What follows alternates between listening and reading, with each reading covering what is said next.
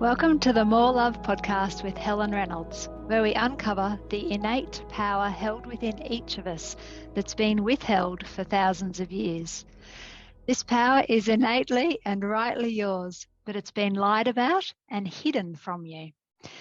It's time now for us to reclaim our power.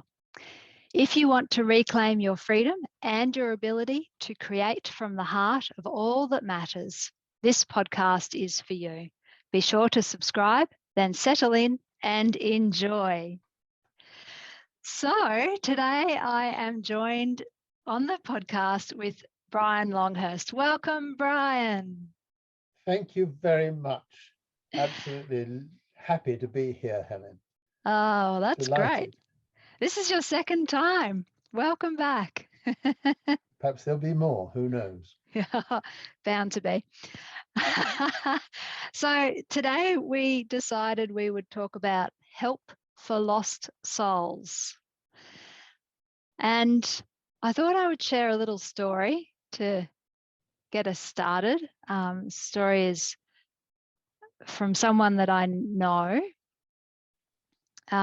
So shall I share the little story and then we'll begin discussing?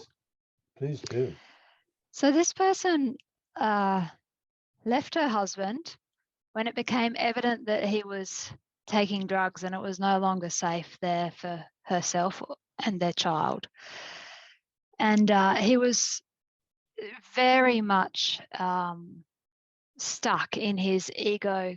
I borrowed a term from your book, actually, ego contorted mind. Thought it was just perfect. Okay. And in that ego mind, he was extremely manipulative and controlling and diminishing, to say the least. And the drug habit extended and he became more and more noxious, really. And while all this was going on, the mother spent all the money that was saved up for the child's education on legal fees and to gain custody of the child and to keep the child safe. And then not long after all that was settled, in quite a miraculous way, actually, and the child was safe and legally hers, the ex-husband died from the excesses of his habits. So it was, the lawyers won out in the end in that context. They usually do. But now it would be really nice, he's no longer in the physical, and it would be really nice to think that he has crossed over into the light and could now become a guardian angel for them both. Because I really do feel that deep down he loved them dearly. And despite all of his words and actions and behaviors and habits, he did have love in his heart, because we all do. He just had no clue, due to a whole series of things, including his upbringing and all sorts of things. He just had no clue how to escape his ego mind long enough to be a good husband and a good father and learn a better way to live, basically. And so, but they, she or the mother is sensitive to sensing him, and so she can sense him, but it seems that he's still caught in his ego contorted mind, because it's never a pleasant interaction. He seems to be still holding all of his same anger and manipulative type behaviors that he had before. So I'll just lay the questions on you thick and fast, Brian. Go for it. How do we help him move back to the light? And is it too much for us to assume that if he did move back to the light, that he could become like a guardian angel, a presence in their life that is beneficial to connect with, and that he could support them, even though he couldn't support them in physical form? So over to The you. answer to that, to all of that, is a resounding yes, definitely. I've had loads of experiences of this, and you may recall reading in my book the passing, rescue, and going forward of Ted. Now, Ted was Teresa's father, and he had a dreadful upbringing, and he was brutal in the upbringing of his children, including Wow. Teresa. And so just for listeners, Teresa is your beautiful wife. That's correct. Yes. And so Ted passed away in 1997. And he eventually, and we sent love and blessings. Actually, what happened was we heard about his passing a day or two afterwards by telephone. And we stood in the entrance from the hall of our house into the kitchen, where we had heard about it because there was a telephone there.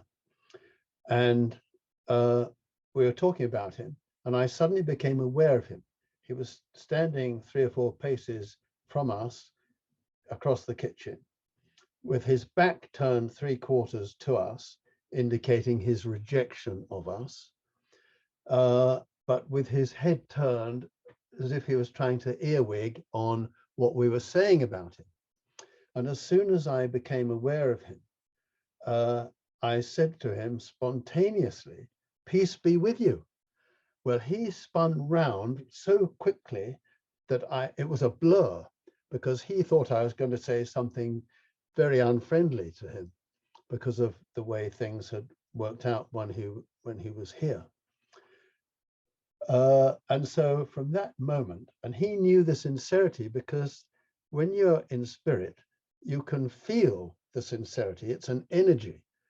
People in a body might hear the words and say, well, you're not being true to your words.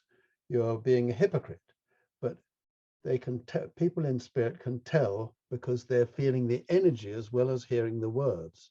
In fact, feeling the energy is more than hearing the words. So he knew that I was sincere.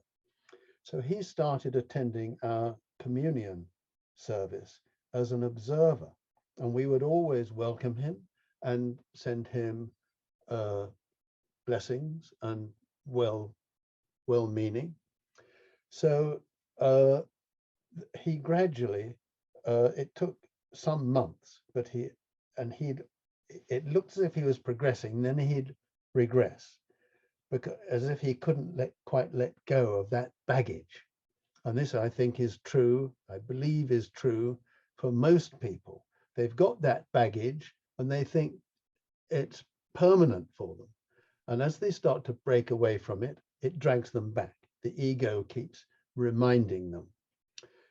So eventually he was able to let go of all that baggage, and he became a real stalwart for love and light and for Jesus.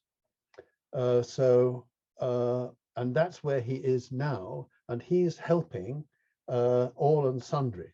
We've seen him in symbolic form. He was acting as a waiter, a wine waiter, carrying trays of drinks, offering, effectively, you might say, communion wine for everyone who wished to join in this.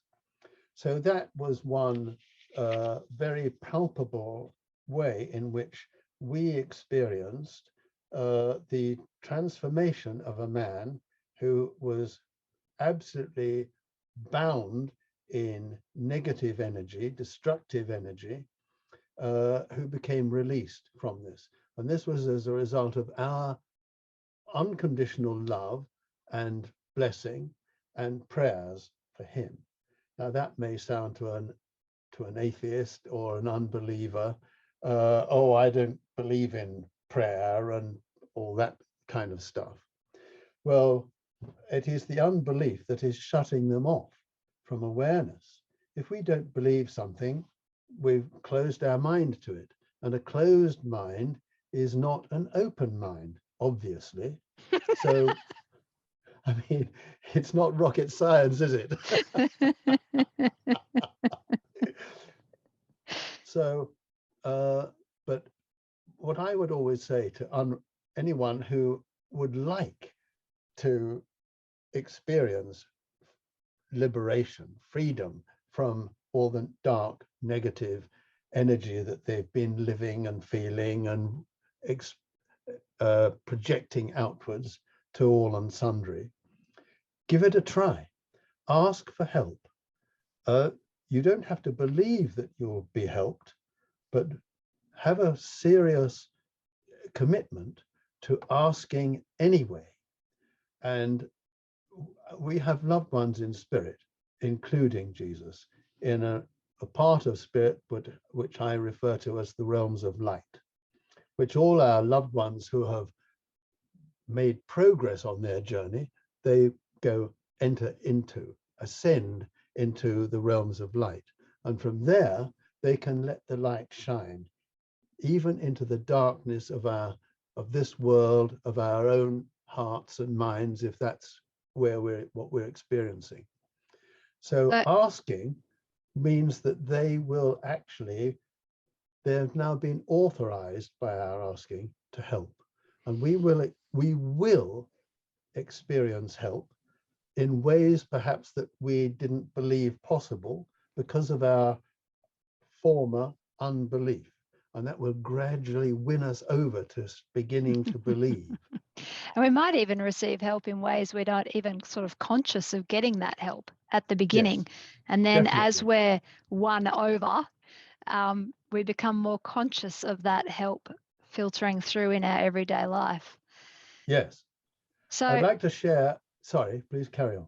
Well, the realms of light sound awfully like heaven, Brian. So could this man who was stuck in his ego mind and terribly manipulative and taking drugs and whatnot, could he be in hell? Is there a hell? I'm sure the listeners are asking that question. Yes. Hell is a state of mind, a state of belief, a state of misperception of reality. The only place hell exists is in our mind. There is no hell as an objective external reality. Yeah. Or location. Yes, there is no such thing. And we can be liberated from that hell of our own making.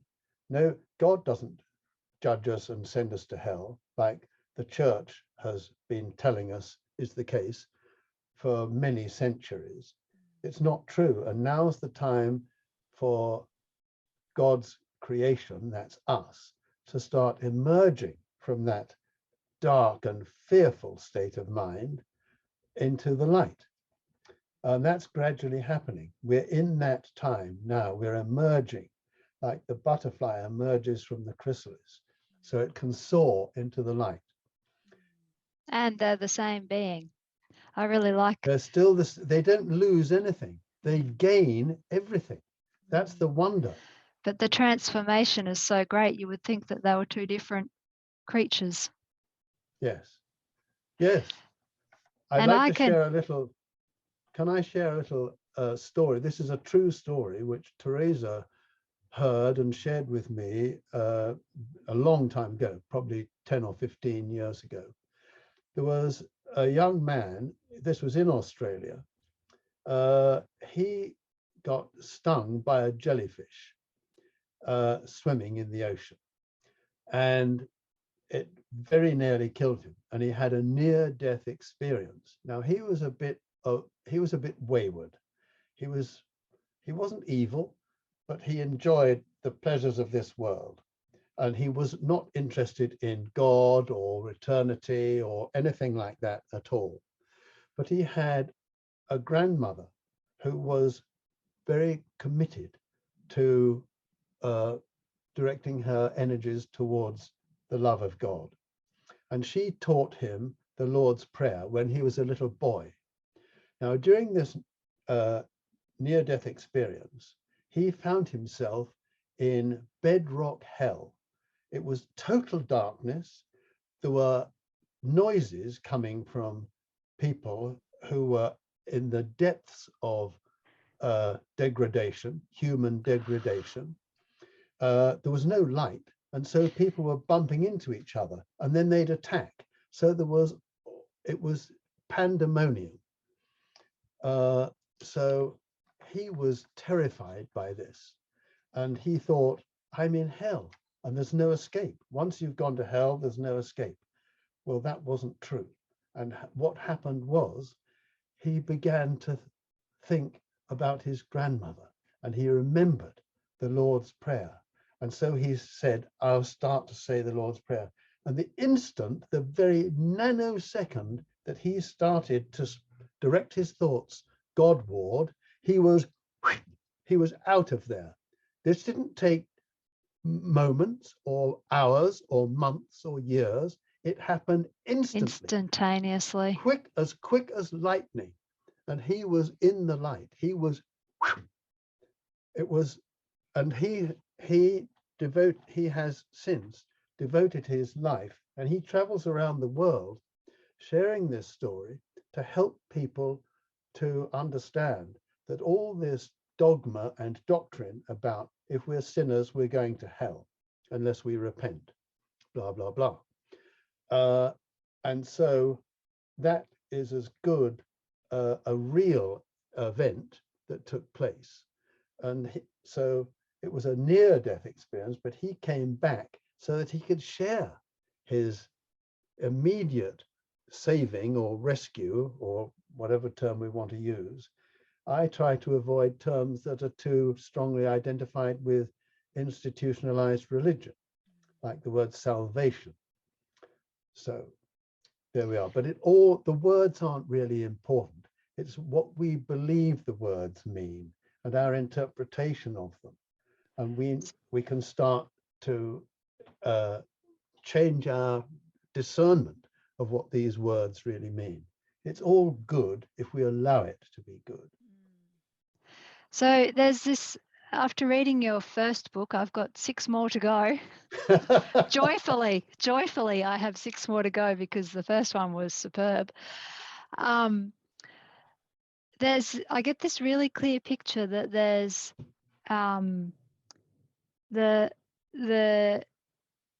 the mind, I don't really know how to explain it, but the mind sort of framework that we live from in physical form is replicated or appears to be replicated in the non-physical form. Is that how it works? What happens is the physical body that we have is very dense in spiritual or metaphysical terms. Yes. When we lay that body aside, we find ourselves in a replica of our physical body, but massively less dense. So it is effectively etheric, but recognizable as the persona that we presented in this world. So, like, I have 2 brothers who laid aside their body in 2020. And so I've been aware of them and loads of other people as well. But it isn't just what they look like, it's the energy that they're expressing and sharing. So I knew that my oldest brother Ian was Ian because of his energy. But his energy was still the same and yet different. It had undergone an uplift, a transformation. And that's what can happen to your friend's deceased husband and to any and all. There are no limits. There is nothing that any of us can appear to do in this fantasy about being separated from God that is, to use a churchy term, non-redeemable. We are all redeemable. And in fact, God is love, and love never condemns. So God has never condemned his creation, which is us. We are created in his exact energy or likeness. We mustn't confuse the word likeness with physical form appearance, which is what most of our lexicon in this world is devised to do. But we can look beyond that. We have planned to call this episode Help for Lost Souls, but we could call it Help for Lost Hearts, because that energy of creation, that energy of love resides in our heart, doesn't it? That's, you know, Yes. And then it's the bridge between the etheric form of us, or the spiritual form of us, and the physical form of us in this lifetime. Yes. It's based on misperception.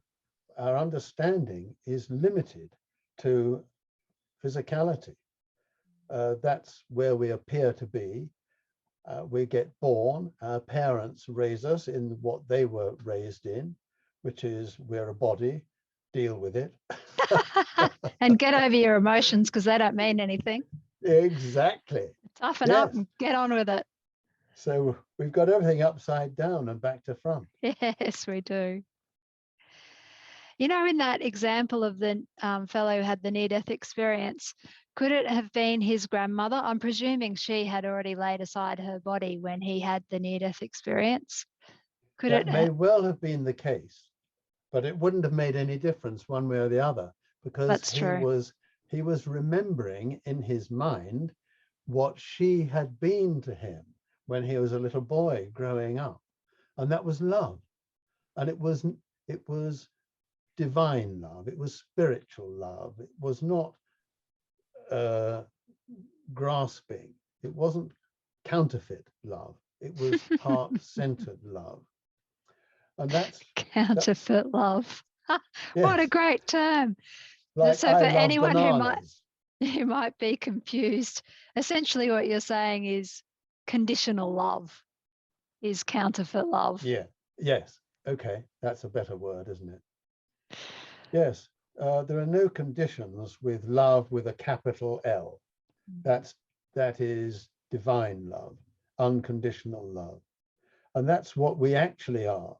And so the term lost souls can apply to embodied or incarnate, as well as disembodied or discarnate souls, because it is our mind that the body doesn't survive, but the mind does. And it will continue in its contorted belief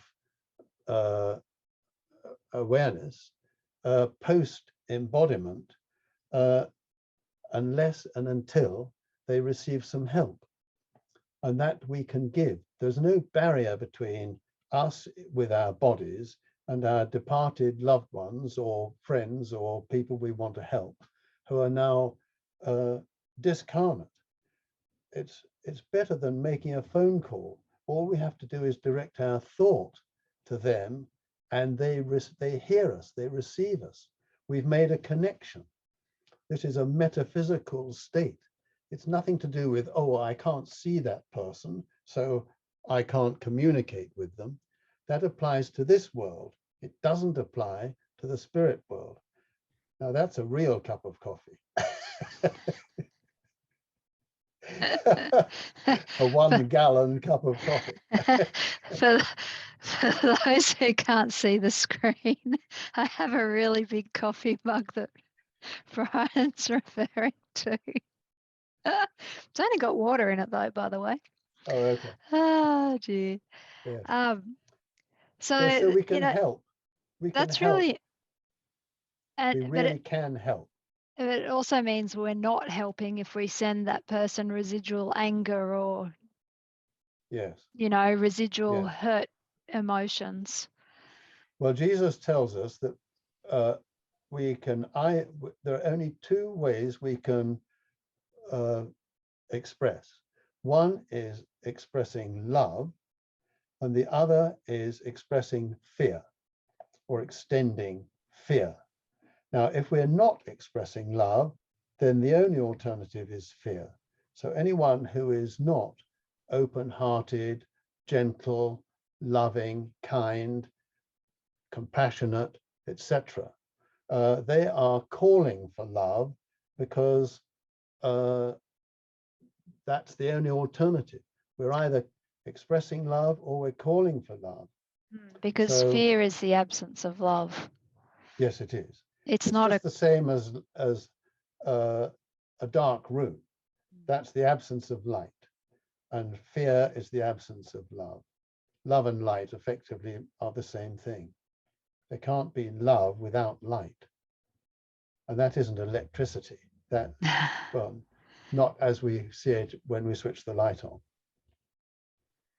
So, While we're yes, on light and dark, I really loved the way you explained our shadow selves in your book. And I'll have a go at explaining it, or should I just hand over to you? no, go for it, please. It was. I'm pretty sure it started with the explanation of Jesus's words of turning the other cheek. Oh yes. And so it's only in the picture you were painting in the reader's mind, 180-degree turn. You can turn Yes. and face this way and face towards the light, or you can turn and face that way and look at your shadow, because if there's light on one side, there's automatically going to be a shadow on the other. Yes. And I had and always... the great thing about that is, if we're facing away from the light, we're casting a shadow on the path in front of us, where we won't see the rocks and the thorns and so on, and we'll stumble. But if we turn round and face toward the light and progress our journey toward the light is illuminating the path in front of us, and we will not stumble because the way is illuminated. Simple. There's nothing complicated about eternity. Yes. Yeah. Very straightforward. I really loved that explanation, because I had, until that explanation, a resistance to the word shadow or shadow work, because it's a popular term now, and there's something about it that just doesn't sit right with me, the way it's used or its popular meaning. I'm not sure. I can't pinpoint exactly what doesn't feel right about it, but so I was really glad to have a version of it that felt spot on. I've often thought we could really use a spiritual lexicon or dictionary. Yes. With meaningful terminology to explain what the different words or terms actually means. So, because we all know what Google will tell us, or what the dictionary will tell us, but that's based on earth mind consciousness descriptions or definitions. But those definitions are often, in fact, very often, mistaken in terms of eternity. We've got a time and place definition instead of an eternal definition. So getting back to the original story of this couple, if, say, in the scenario, the ex-wife was too angry with her ex-husband to send him blessings and prayer and so on, can we trust that there are other people in spirit, or other, differentiated fragments of the whole in spirit, assisting him to turn the other cheek? Oh, that is unquestionably true. The difficulty, as it were, for him is would be his lack of awareness of their presence. Because when you're in spiritual darkness, you cannot see spiritual light. It's too bright, so you can't see into it. But the the fantastic news is that someone with whom he had been in a close relationship, namely marriage, uh, he will be, and who is still embodied, will be aware of whatever she says to him. He may not want to believe it, but he will receive it. It's like anyone talking on the telephone or face to face. They may not agree with each other, but they can receive in their hearing what is being said. Now, you may recall reading in my first book about Hugh Dowding, who Yes. the head of RAF Fighter Command during the war. And he was called to help people some airmen who'd crashed a bomber in North Africa. And they'd, of course, been killed during the crash, but they didn't know they were dead. So Hugh Dowding, in his physical form, but the etheric counterpart of it, was taken out of his body by those that he was cooperating with in the realms of light to where those airmen perceived themselves to be. Well, they knew who he was immediately because he was at the very top of the Royal Air Force. So everybody knew who he was. So they were astonished that why would the head of fighter command, who would have been in bed asleep in London, suddenly appear in North Africa to people who were in bomber command, a different section of the RAF. So he had their attention. They were quite willing. Well, they listened to him because he was a senior officer, so to speak. So he explained to them that they have laid aside their body. They may have thought that they had survived the crash, but in reality, their bodies had not. And so if they were willing to accept that, and his authority as a senior officer obviously would have helped their willingness to accept. But it's also the sincerity. Hugh Dowding knew what he was doing. He knew why he was there, and he had understanding and compassion, as well as a big slice of truth to share with them.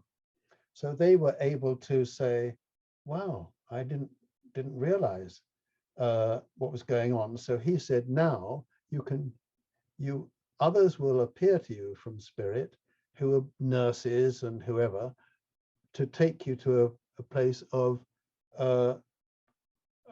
healing of your shocked state of being, a convalescing place.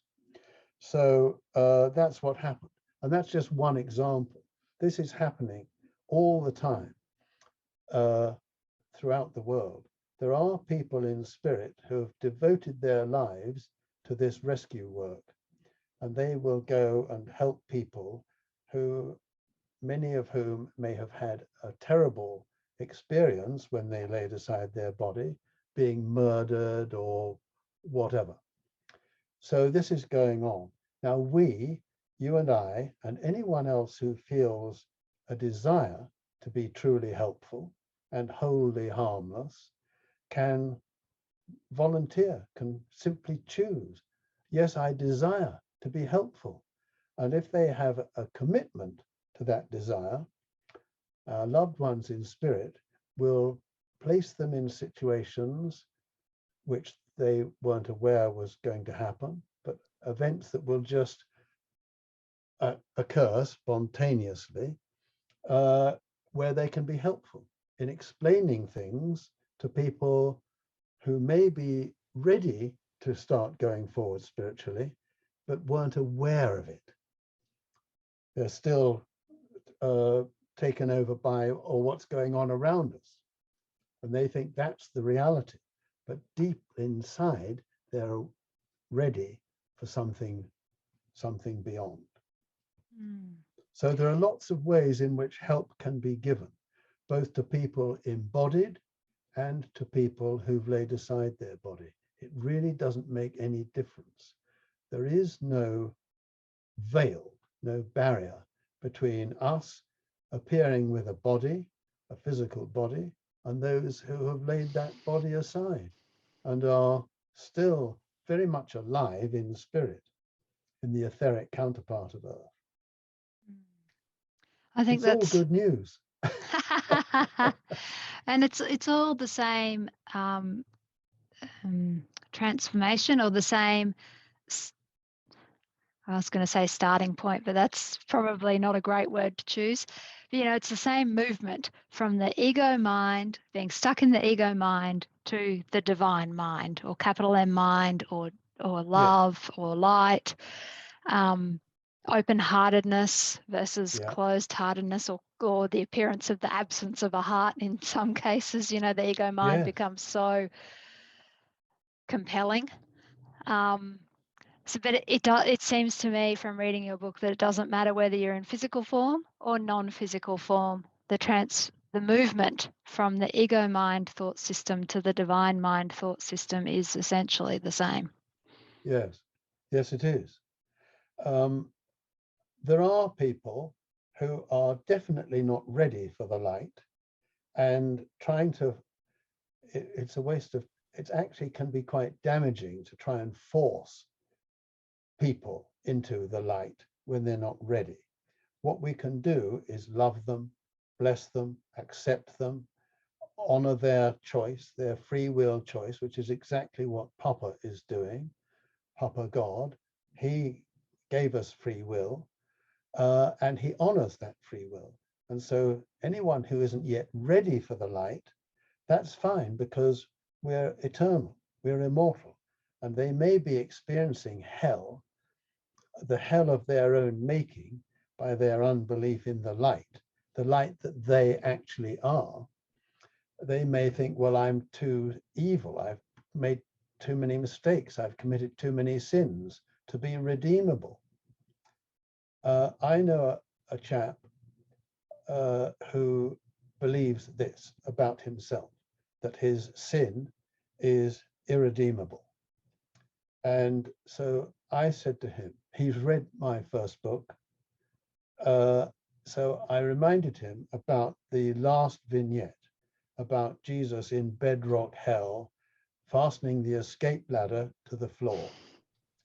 And so I said to this chap, if you are willing, I will take you there. We were speaking on Skype. I will take you into that bedrock hell, which is where you appear in your own discernment to be. I will join you there. And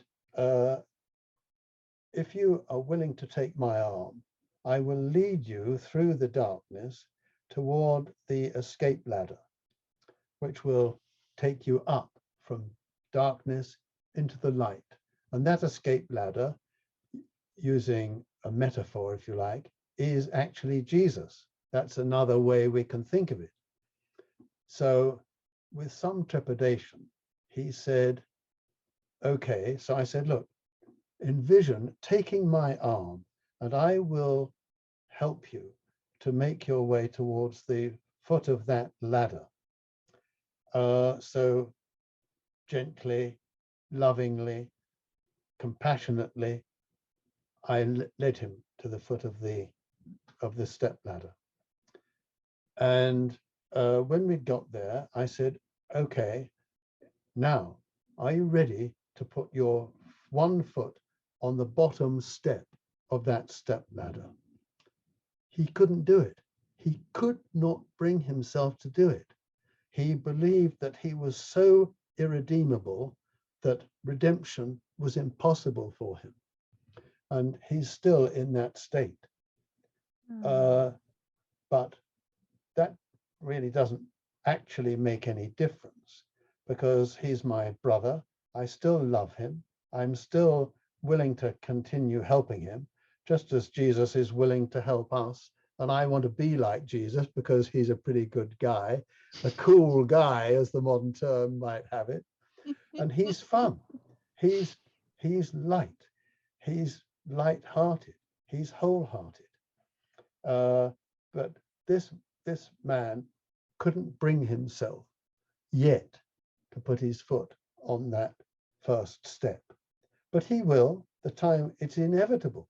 He may resist it, or to be more accurate, his ego, which he thinks is himself, and which is got him in a stranglehold, keeping him from breaking free from the belief in non-redemption.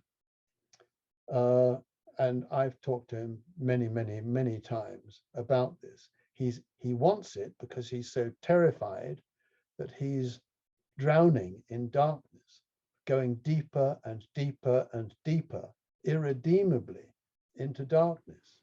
Well, it's not true. He believes it's true, and all the while he believes it's true, that will be his experience. So I've said to him, what you believe is what you experience. And if you change your mind, you will change your experience. Well, he doesn't believe that yet. He believes that he's experiencing it, and that's why he believes it. Well, that's the egoic reversal of reality. If What's we the believe saying? in the When I light, see it, I'll believe it. yeah, yes. And what we resist, which in this instance is the light, our resistance to, or our acceptance of darkness, that we are in darkness, that we are darkness, that will persist. What we resist persists. I'm resisting the light, and so the darkness will persist. When we say, okay, I'm not ready for the light fully, but I'm willing to start opening the shutters just a tiny crack to allow some light in. That's all it takes, just a little willingness. And then the shutters will open enough to allow a tiny ray of that light in. And then we'll be able to say, there really is light, and it's shining for me. But I have to be willing to allow the shutters to be open. And then they will open for us, because God loves us and wants to help us. Jesus loves us and wants to help us. But there are untold others in the realms of light also, whose lives are devoted to helping the brokenhearted, the downfallen, the despairing. So does this chap who won't put his foot on the bottom rung of the ladder, does he believe love is real? Yes, he does. Well, He that's absolutely, interesting. yes, he knows that God is love. And what he can't understand or can't accept is that although God is love, he is also full of rage. And he's used that term to me. He says, I'm still experiencing the divine rage. There was another word he added to that, but rage was one of them. I'm still feeling the oppression of that divine rage. So I said to him, it isn't divine rage, it is egoic rage at the prospect of the ego losing you to the light. So that was the last thing I said to him in an email, and I'm waiting to hear back from him. I expect I'll hear from him sometime in the near future. He still wants to maintain the contact. Well, that's a step. Yes.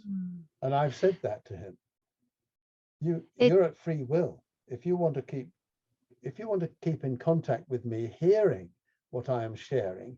And he started calling me his teacher. I said, look, I am not a teacher. I am a sharer. Jesus is the only real teacher. And if we accept and want to believe and live by what he's teaching, we will want to share it. And so one of my books is entitled Sharing the Kingdom Within. And that's my heart's desire, to share the kingdom within.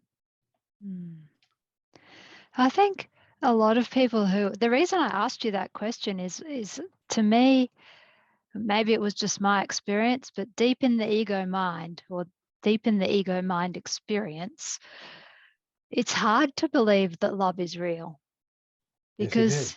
it's, the ego mind is everything but love. It's in the absence of love, there's incredible fear and all its manifestations of anger and judgment and Yes. comparison, and the list goes on and on and on. And they're all unloving. So I've always thought, I'm surprised that he believes love is real.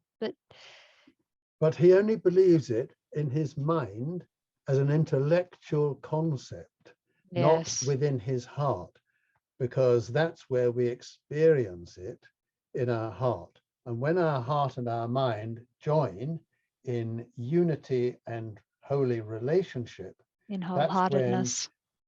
wholeheartedness, that's when we can start to accept that love is not just an intellectual concept, but unattainable by us because we're sinners. That's when it can start to become experiential. And this person, he will arrive at that place.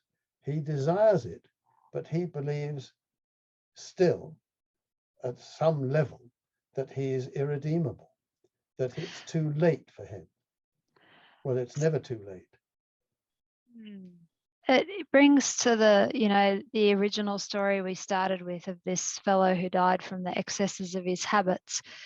Um, it, from the traditional religious point of view, he would need to go through a judgment process, or what's the terminology? Be faced with his. A period of reflection. Yeah, I can't think of the standard terminology, but is any of that true? It can be as true as we choose to allow it to be helpful to us. And so practicing Roman Catholics go to confession, and they believe that that is helpful to them. So it is helpful to them at the level they are functioning from. But others amongst us, uh, can we can communicate direct with Papa and with Jesus. And you are, I believe, quite familiar with A Course of Love, Yes. in which Jesus tells us that we no longer need intermediaries. We're moving forward within the Great Rescue Program to the place where we don't need someone else to, like a clergyman of whatever denomination, to Absolutely. speak for us. We can communicate with God. We're his creation. Uh, can you imagine a child believing that it mustn't communicate with its parent? That's absurd. And that happened quite a lot in the Victorian era, where the parents were, there was the intermediary of the nanny or the maid, whatever. And the parents uh, barely saw the children. Well, we're emerging from that mindset, and we can communicate with our Heavenly Father. Papa, he invited me to call him, as you may recall reading in my first book. So we don't we can believe, because we have free will, whatever we choose to believe. And while people choose to believe that going to confession is good for their soul, because we have free will, it will be good for their soul, but at that level. When they come to a greater understanding, they'll say, I don't need that anymore, and they'll move on from it to a higher level of communicating with God without the intermediaries. Mm. And at a greater level, that is true even with Jesus, because while we think of Jesus, or a lot of people think of Jesus as the Lord, the Christ, the Son, the one and only Son of God, who is our Redeemer, etc. And that is what he has been because that's what we have felt a need for. But in reality, he is our brother. He is our elder brother. He is not unreachably above us at some level of heaven that we are completely incapable of reaching. So I had that experience where I was walking with him along this graveled path, and he was beside me, but he was about half a hand's breadth in front of me, beside me, but just a tiny amount in front. And we were in precious fellowship, joyous. But years, decades before that, I had seen him walking about 5 or 10 paces in front of me. And he turned round and looked at me and said, "I lead, do thou follow." Now that's where most people are at. And that's where I was. I was following Jesus because I trusted him. I had not one shred of doubt that he was trustworthy. So I was following. But gradually, the gap between us, with him leading and us following, as he doesn't come back, we go forward and we end up being alongside him because he's brought us to that place. It's not arrogant to think that we've come right up with Jesus. It's what is the purpose of a teacher but to teach us so that we will eventually know all that he knows and be able to move on from there. Well, he asks us to succeed him in a course of Yes, love, directly asks. yes. And that's from the horse's mouth. Yes. If we're willing to believe. Ah, wow.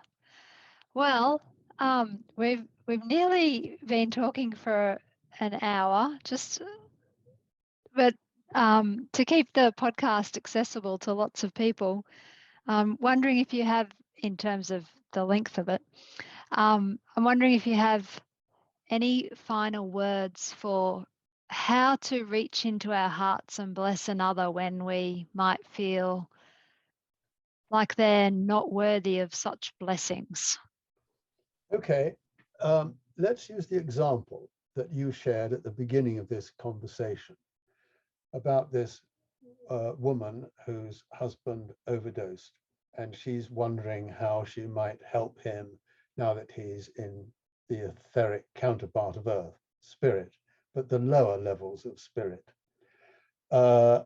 What she could do is to choose to accept that he can hear her. And so she could then say something like, and I'll call him Fred. I call anyone I don't know Fred. Fred's as good as any. So she could say to Fred, okay, we had a bad time, but that doesn't mean there is no love between us at some level. My desire, because I still have that love for you, my desire is to help you. So I want to let you know that you may be in spirit and I'm still here with a body. That doesn't mean that we cannot communicate with each other. And even if I can't hear you, I can have a sense of awareness of your presence.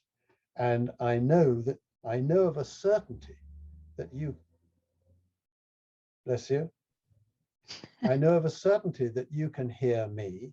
So what I'm going to do is send you unconditional love. You don't have to do anything. You don't even have to accept it yet, although you're free to accept it. But I'm sending you from my heart love. If you feel you need forgiveness, I forgive you. And there is a true forgiveness exercise on my website, the Honest to Goodness website, that people can access and use that. And it works. I've had lots of people say that they've practiced it and it works. So I forgive you. There's nothing actually to forgive because I know that you are love, as we all are love, but you're mistaking the nature of your reality because of the path that you have trodden during this recent embodiment. But that doesn't matter. All that matters is love. So I'm sending you love. If you feel you need forgiveness, I forgive you. I forgive you unconditionally, totally. These are the kinds of things that can be said, but it's no use it coming from here. It's got to come from here. It's got to come from our heart so that it's sincere. And people who are in spirit can only accept what we're saying if they're experiencing and aware of the sincerity of our words. It's got to come from here. From the So heart, for those who yes, can't see Brian. let's call this lady Frida. So Frida can say to Fred, I love you. I love you unconditionally. And as she expresses that, her love will gradually move up some levels to the place where she actually experiences, yes, my love for Fred actually is moving into the state of unconditionality. And that's where we all are destined to be restored to our true nature. So and that isn't just for Frida, that's for us all. Anyone who's got issues with someone who is embodied or disembodied, it doesn't make any difference. There's no gap between this world and the next. We've made that up. And that gap, that veil that we've placed between us and the spirit world is now in the process of being shone away by the light that is emerging from our own within, so that we'll be able to see that that apparent veil was never real, never there. It's only a symbol. And in the Jerusalem temple, Solomon's temple, there was a veil between the holy place and the most holy place. But that was a symbol to show people that that's where they perceive themselves and that God is the other side of that veil. But when we allow our own consciousness to realize that veil isn't real, it was never real. We've only put it there because we believe we're sinners and unworthy of being in the presence of God. So the Bible says that at Jesus's departure from his body on the cross, that the veil in the temple was torn asunder from top to bottom. Well, whether that happened in a physical, actual sense doesn't really make any difference because it's all what's going to happen and is happening in our mind. We're tearing aside that veil between our misperceiving consciousness and the presence of God. God's in here. He's within us and we're within him. It's all awaiting our acceptance. And acceptance is a key word in all this. Are we willing to accept the love of God and receive it unto ourselves? Well, it's there whenever we're ready. It will become part of our awareness. And we'll never want to look back from there. We'll want more and more and more until we've got the whole thing. Yeah. Oh, wow. And acceptance often comes before we fully understand, because the ego mind says, no. We can't accept anything until we know the terms. Till we fully understand the terms, we are not accepting that. And that's where trust comes in. And without faith. Trust, we can't accept. So we have to be willing to trust.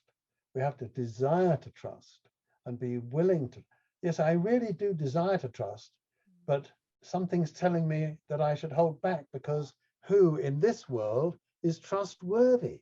Well, not very many. The bankers, the lawyers. I'm just kidding, of course. The politicians, whatever. Okay, we need to stop before we label every profession. Yes, So I think trusting is we support ourselves in our ability to trust by reading materials such as your beautiful book. Well, books, but Seek Ye First the Kingdom would be the place to start. yeah, To listening to people who speak from the heart, who live in a wholehearted way, to listening to my podcast, of course, to listening to beautiful music instead of music yes, that's angry or yes. Turbulent. turbulent, disruptive. Yeah. Watching love stories in movies as opposed to watching violent movies. Getting out Yes, in nature as opposed to staying indoors. You know, yes. we really need to support ourselves through this journey until we can sort of stand on our own 2 feet in this firm trust and faith position. Yes. And we need to be okay with the idea that it doesn't come instantaneously. And we can be helped by joining in what Jesus calls a holy relationship with a loved one, with anyone, another person. When two people join with a similar intent, that is to become trusting, trustworthy, sharing, then we are much more able. We can't do this on our own. So getting into a relationship, and this world is full of loneliness, and when we're on our own, we're stuck. But if we are open to accepting a relationship, like you shared with me the story of that lady in the park, on the park bench, who wanted to ask you about your dog. I dare say she was lonely. She may have been an angel. In some respects, she is an angel, even if she doesn't know it.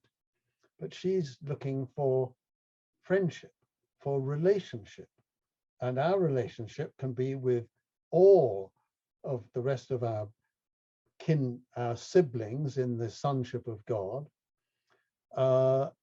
It can be with Jesus. It can be with our departed loved ones. It can be with Papa God himself. There's no limitations except those that we apply to ourselves. If we're willing to, I have a friend who she smiles at people when she's walking past in the street, and they'll often stop and want to talk. And so she doesn't get into anything about spirituality unless there's a hint from the other person that they're open to it. And if they are, then they can engage at that level. But even if it's only engaging about the weather or the price of butter, whatever. So having a friendly smile, an open countenance, is inducive of other people's trust. They'll say, and she gets stopped by people who say, "You've got such a friendly countenance. I feel I want to talk to you." And they share things.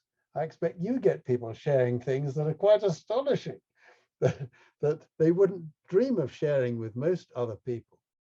It's our openness and receptiveness that gives them that sense of trust.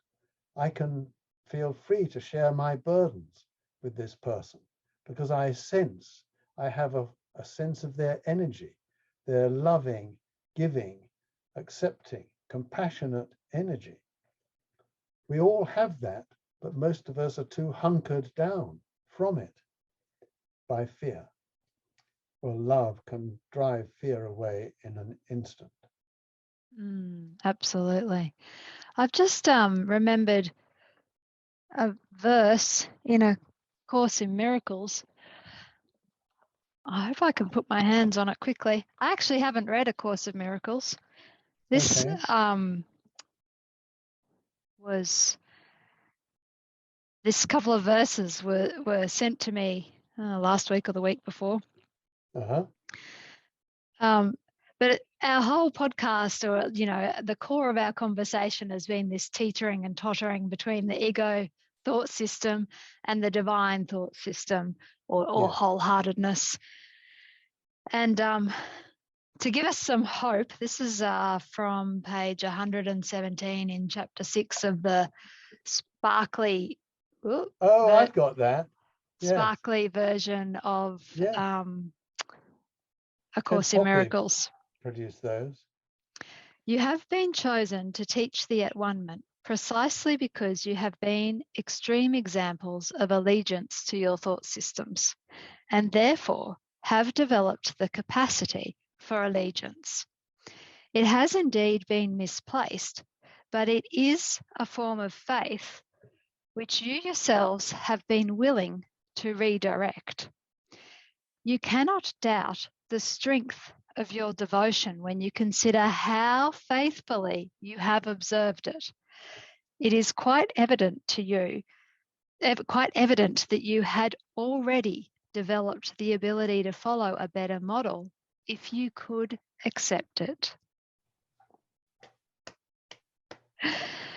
I just thought that was amazing, because in my years of being stuck in my own ego thought system, I would never have considered it a form of faith. But now that I look back and think about how loyal I was to it, I think, oh, yes, I can see what he's talking about. Yes. So therefore, I had the ability to use that faith in a more truthful way. So for anyone who is listening, who might feel like they are yet to move into the space that we're talking about, Yeah.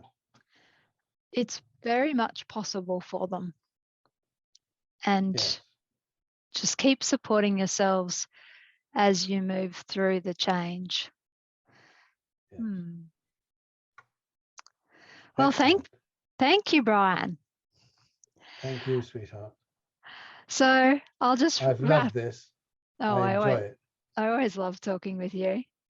So Likewise. to wrap up, please tell someone else who wants their power back about the More Love podcast. They'll be forever grateful that you've helped them reclaim their true state of being. Until we join together again, I wish you all the blessings that wholeheartedness brings. Bye for now. Thank you so much. Thank you so much. Same to you, dear. Bless you. Until next time. Until next time. Farewell.